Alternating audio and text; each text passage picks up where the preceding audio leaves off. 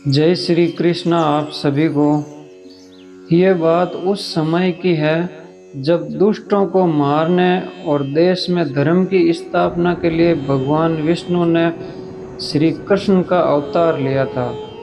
द्वापर युग की घटना कृष्ण भगवान के बाल जीवन से जुड़ी है, जब वह नंदगांव में माँ यशोदा की देख रेख में बड़े हो रहे थे। उस समय उनके नटखट स्वभाव की चर्चा पूरे वृंदावन में थी।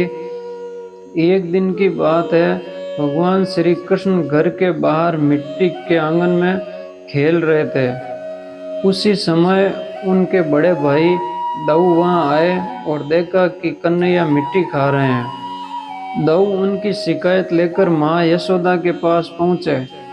दाऊ ने कहा, माँ तुम्हारा प्यारा लाला आंगन में मिट्टी खा रहा है। यह सुनते ही यशोदा माँ सीधे बाल गोपाल के पास पहुंची और पूछा, लाला तुमने मिट्टी खाई है क्या? कान्हा बोले, नहीं माँ, मैंने मिट्टी नहीं खाई। माँ यशोदा को कान्हा की बात पर विश्वास नहीं हुआ और कहा, कान्हा मुंह खोल कर दिखाओ, तुमने मिट्टी नहीं खाई है। माँ यशोदा की बात सुनकर कान्हा ने जैसे ही मुंह खोला, मैया यशोदा चौंक गई।